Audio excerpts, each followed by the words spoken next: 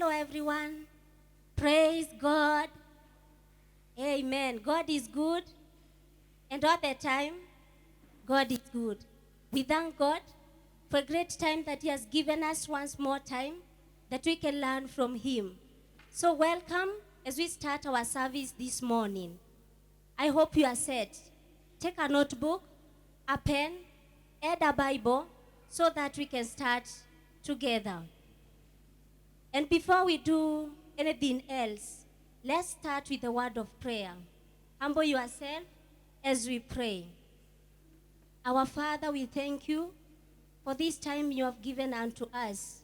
We ask you, Lord, that you'll give us understanding that will come from above.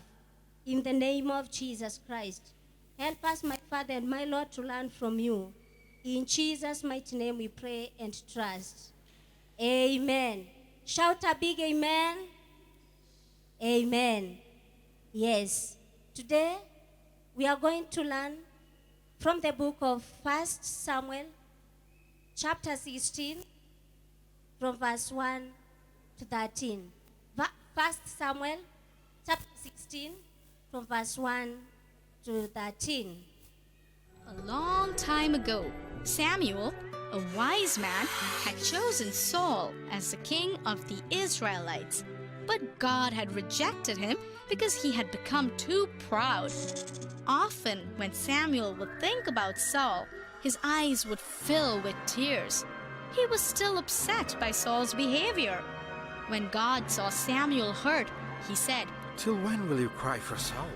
It is foolish for you to do so, since you know I have rejected him as king. It is true that he will be punished." God told Samuel to fill his horn with holy oil and go to Bethlehem.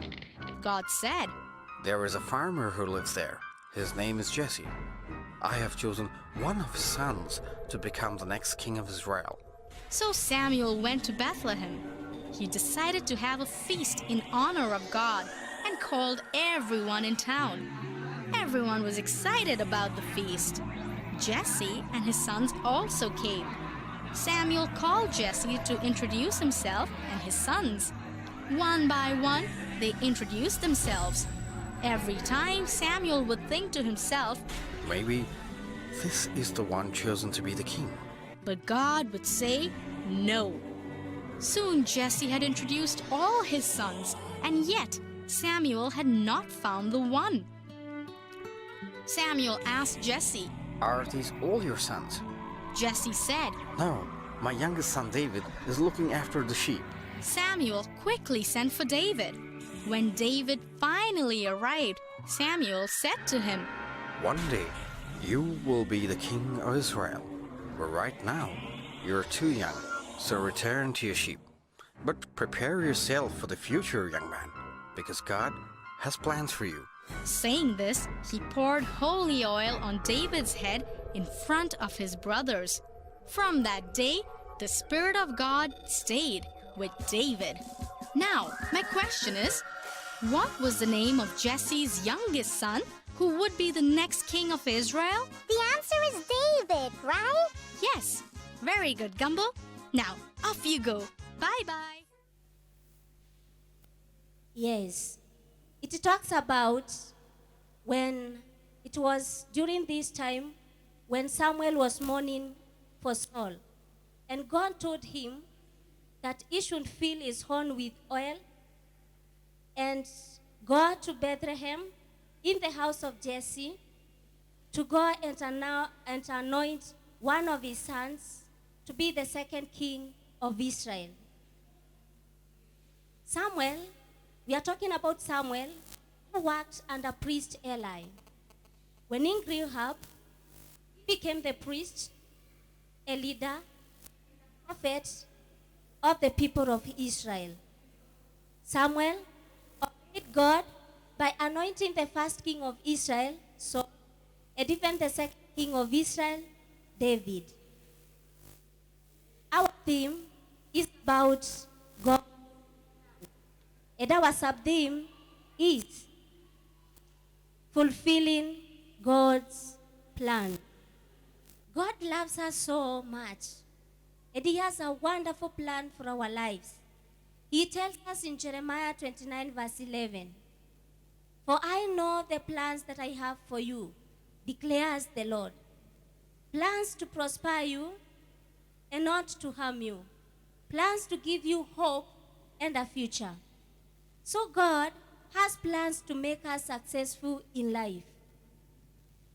When Samuel was young, serving under priest Eli, God knew that he will grow up and become a priest, a prophet, and a leader of Israelites. So God made sure that his plans were successful in the life of Samuel. We can look at Saul. When Saul was seeking for the lost donkey, God made sure that he had to meet with Samuel so that his plans will be successful in Saul's life. And he made Saul a first king of Israel. David was not aware that God had good plans about his life. In fact, he was looking at his father's sheep in the field when Samuel sent for him so that he will come and be anointed to be the second king of Israel.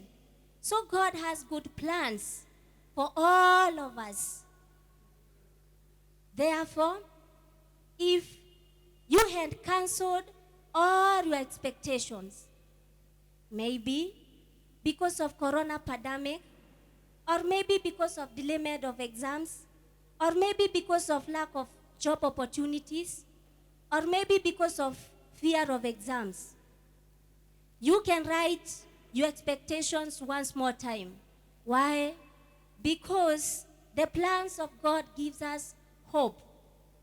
And the plans of God are there to direct us to our future.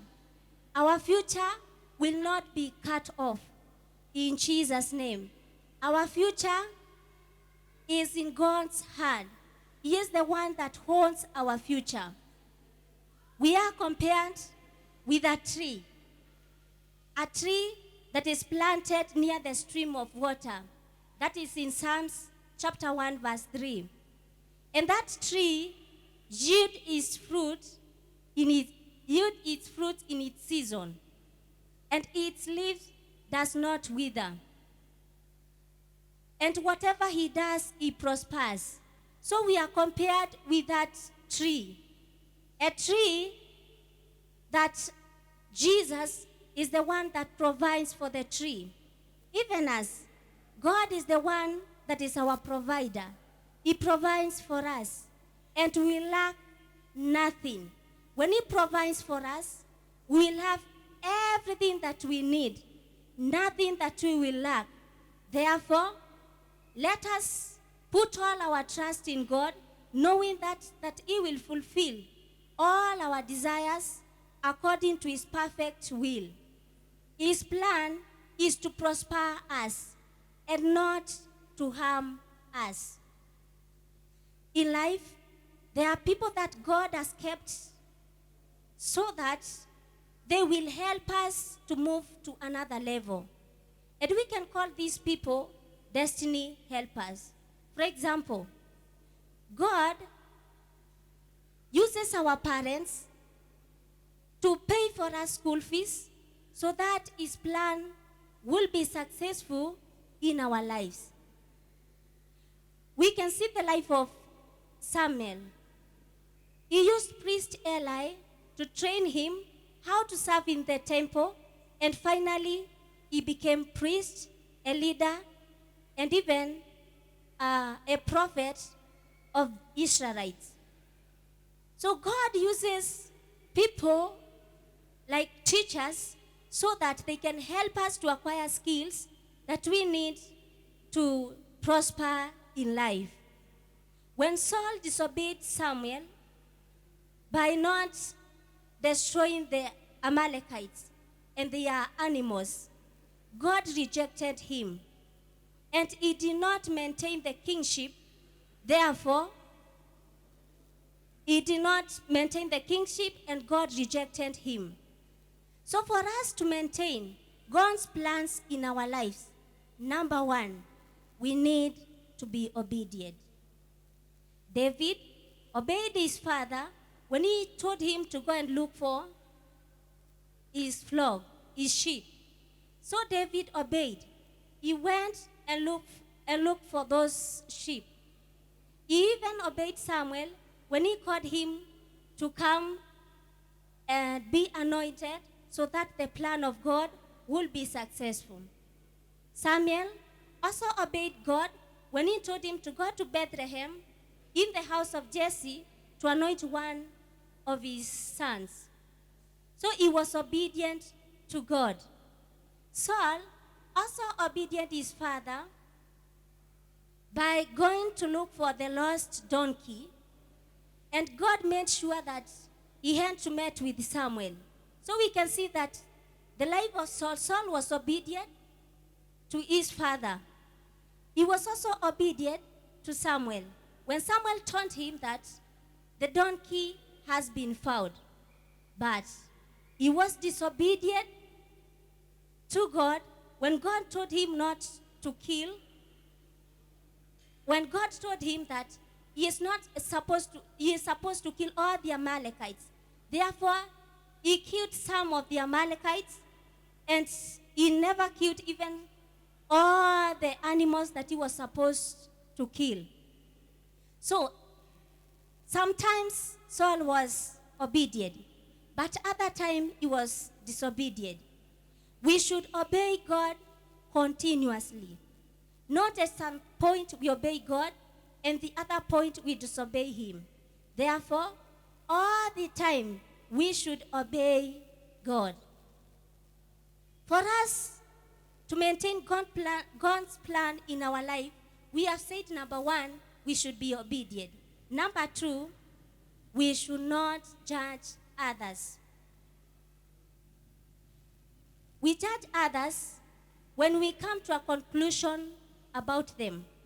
For example, we can take a book and we judge this book by just seeing the cover. You can look at this cover and finally you come up to a conclusion that this book is not interesting, maybe because it's dark in color. Therefore, you miss what is inside, and maybe there are very good stories that would have helped us in future. Therefore, we should not judge a book by just seeing a cover. Jesse brought his 7 sons, and he never brought his lastborn, that is David. He only brought 7 sons. Maybe, I don't know, maybe it's because David was young. Therefore, when God saw all the 7 sons, he rejected them. But he chose the youngest one, the lastborn.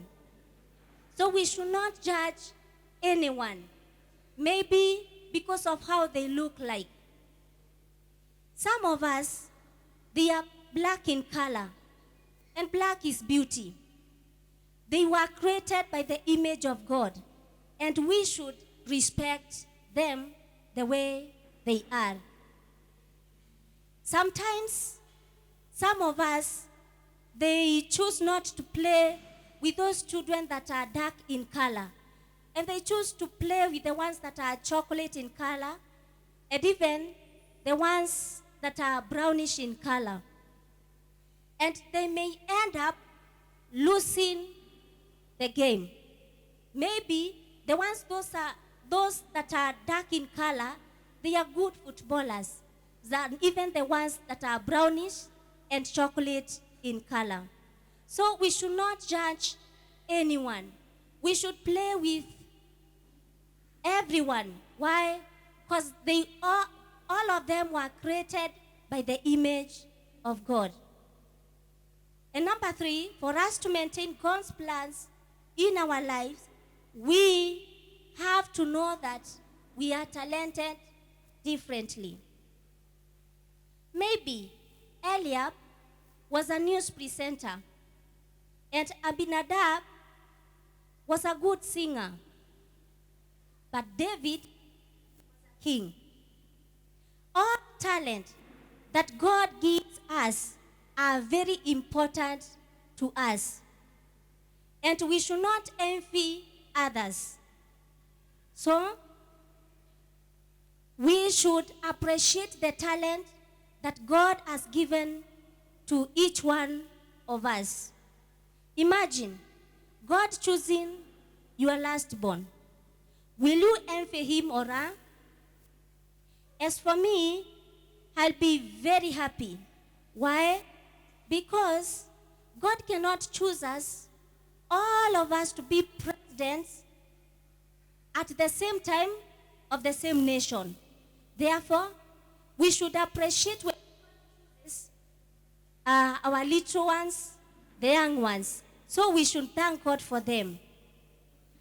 And number 4, for us to maintain God's plan, number 4, we should have a pure heart, a clean heart, a heart that God can write his commandment. A commandment like, love the Lord your God with all of your heart, with all of your mind, and with all of your soul. A clean heart that God can write his commandment like, love your neighbor as yourself. A clean heart that God can write his commandment like, love your enemies as you love yourself. So we should have a clean heart, a pure heart.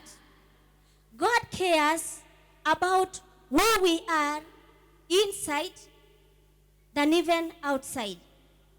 People may look at us. Maybe you can look at this book and you admire it without knowing the back part. But God looks at heart. So we should be clean outside, wear clean clothes, clean shoes, comb your hair, yes.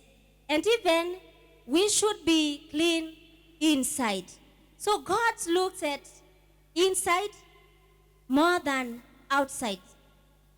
Sometimes we are admirable outside, but inside, we might not be pleasing to God. How?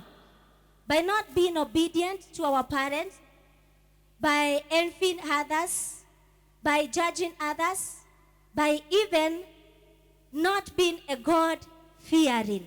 So we should have a pure heart, a heart that glorifies God. David prayed in Psalms 51, verse 10. He said that he asked God for a pure heart. Even as we can tell God to create in us a pure heart, a heart that will glorify God, a heart that will be pleasing before his eyes and before men. At number 5, for us to maintain God's plans in our lives, number 5, we should be patient, waiting without complaining. Priest Samuel waited for David to come. He didn't even sit down. He waited for him until he came. Therefore, we should be patient. Let's be patient with others. Be patient without complaining. Yes. As I conclude, let us look at what we have learned.